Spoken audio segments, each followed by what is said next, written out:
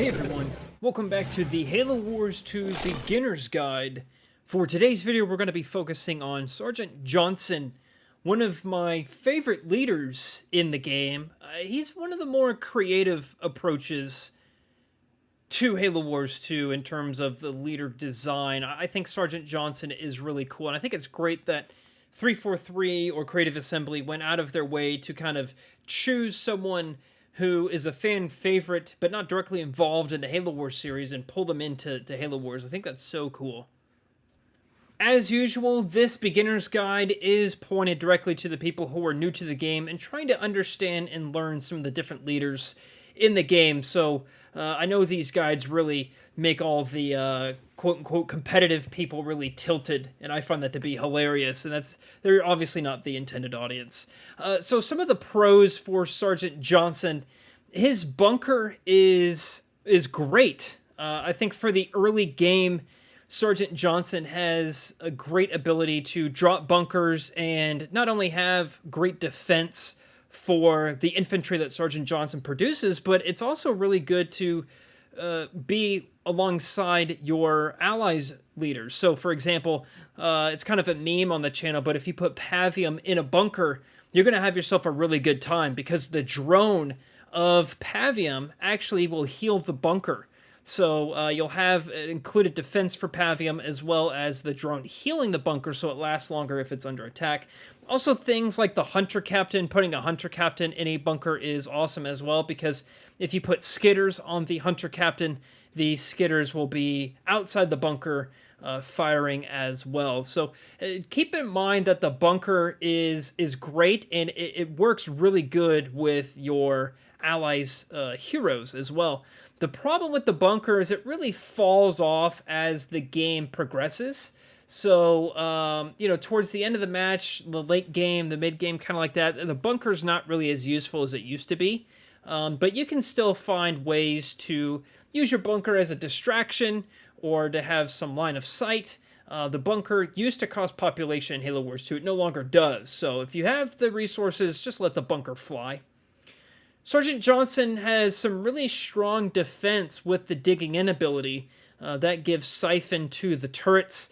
And it doesn't sound cool, but it is a great power, especially if you're being spammed in the early to mid game. The digging in ability is going to be awesome. That also reduces the cooldown timer for the bunker as well. So if you stack the bunker with digging in, you're going to be able to use the bunker a lot more often. Johnson also has a pretty decent Y ability. That is, if you can actually manage to put the Y ability down. There's a nifty little, I guess, feature for Sergeant Johnson. You need to put the Y ability down where there's no other units around, otherwise he won't do it.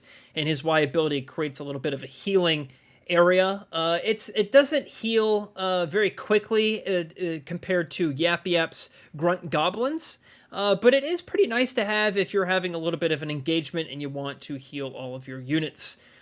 It's kind of an obvious statement, but Sergeant Johnson's mechs are fantastic. Especially the Colossus is probably one of the most strongest Tech 3 vehicles in the game.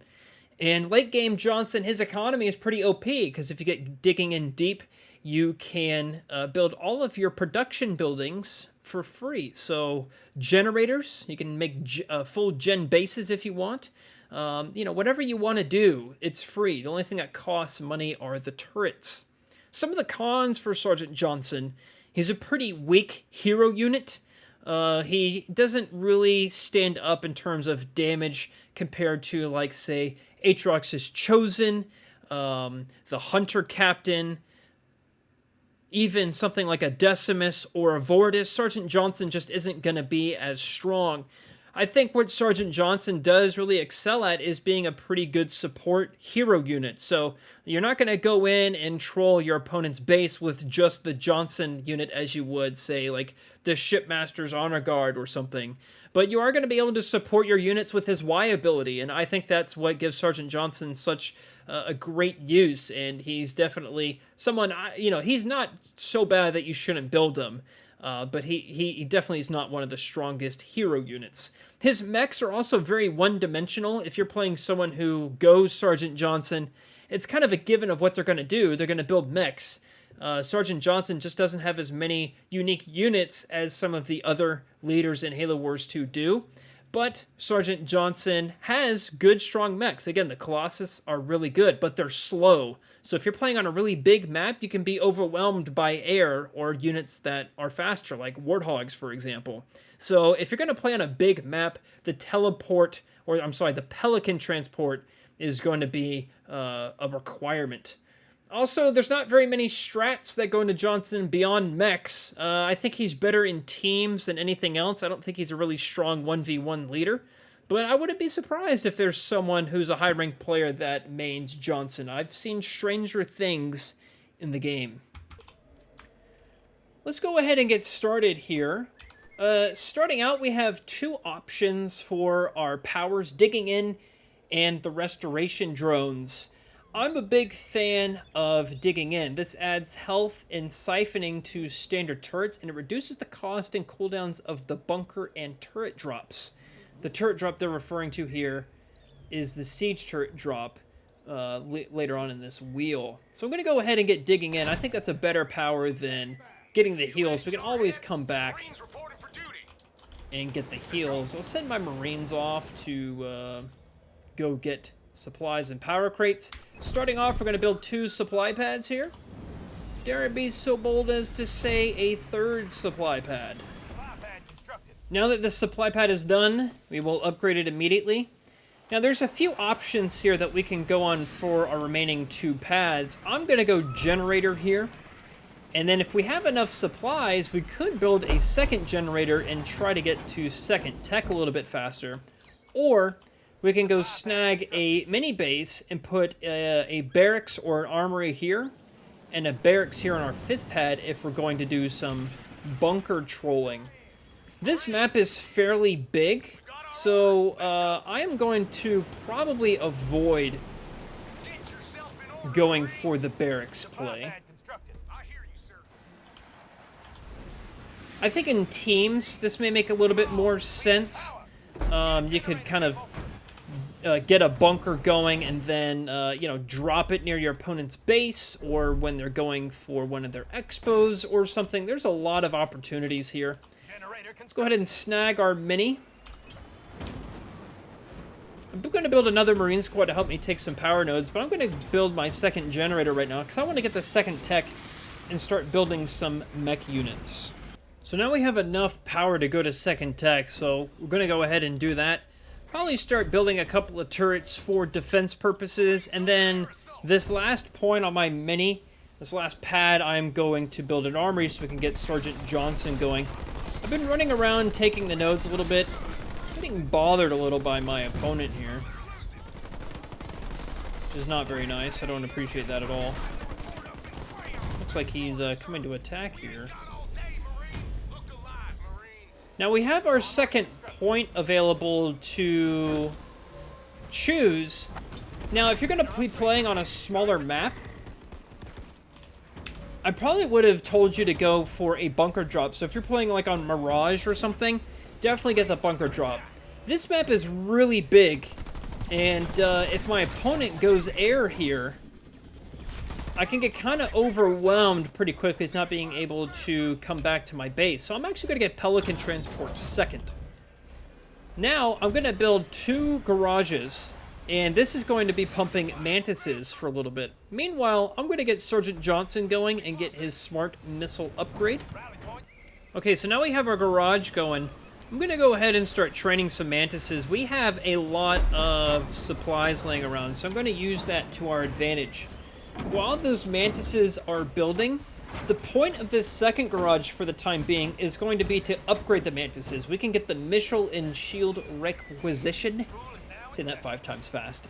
Get that upgrade, as well as the vehicle upgrade for the Mantises. That's exactly what I'm going to do here. We're going to start up with the Missile and Shield upgrade, and then get the vehicle upgrade as well. So these Mantises are going to have a pretty substantial boost here. Right into 2nd tech. We're losing a power node. We just got our 3rd point. I'm a huge fan of the EMP Mac Blast.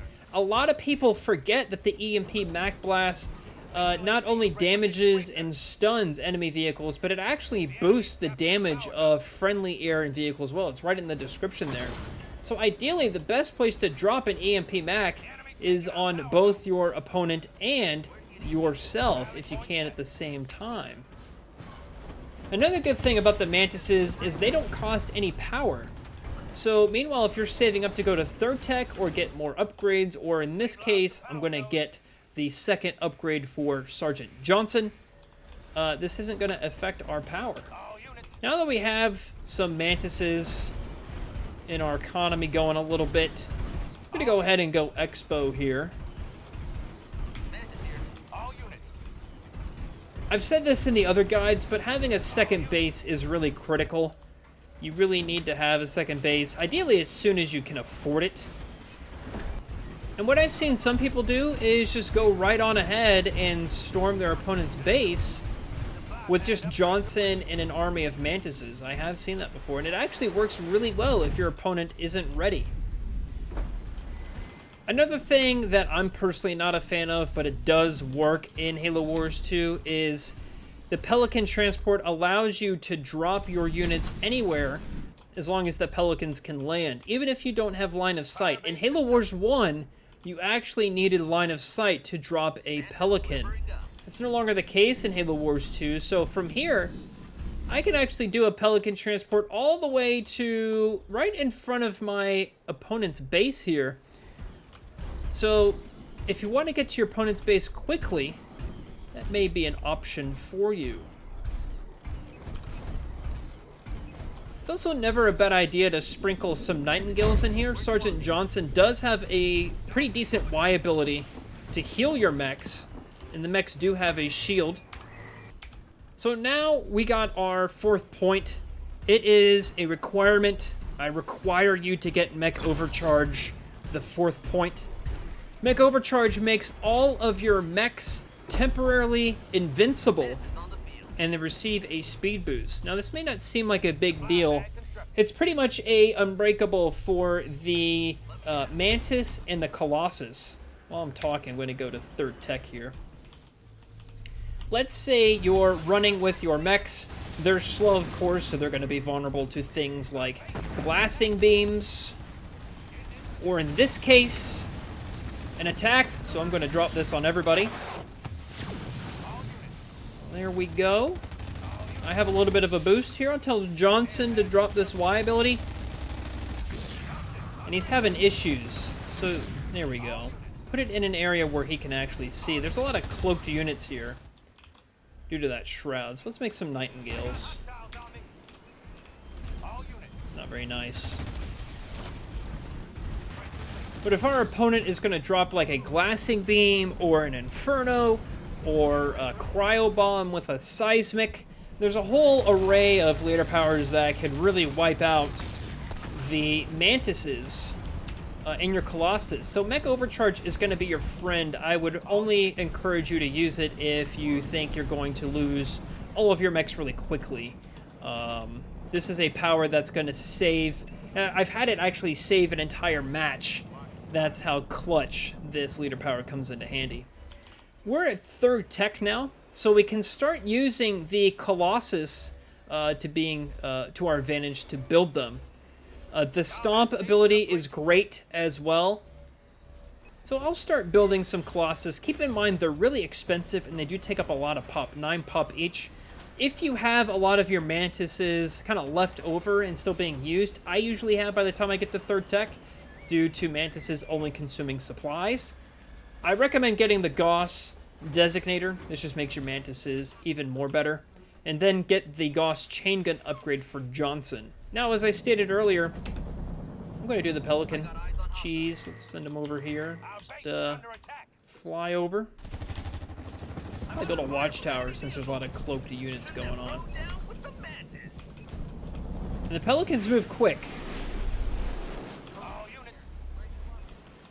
My Nightingales can be handy over here. There we go. He has no shield, so this should be a pretty easy obliteration here. Just trying trying to use his stasis. Not really gonna work. Oh, he has quite a big army here, and I just used teleport. And that base is cloaked. So we just got our next point. There's a few options you could do here. I really think that digging in deep is probably the best one you can get. You could get combat salvage if you're feeling bold, but digging in deep is what I highly recommend. Digging in deep allows you to build all base buildings and barricades. Barricades don't really apply unless you're playing Firefight. But, like, for example, generators are now free. So if you're having a bad economy, just build some generators everywhere. Generators are now free. The upgrades for the buildings still remain.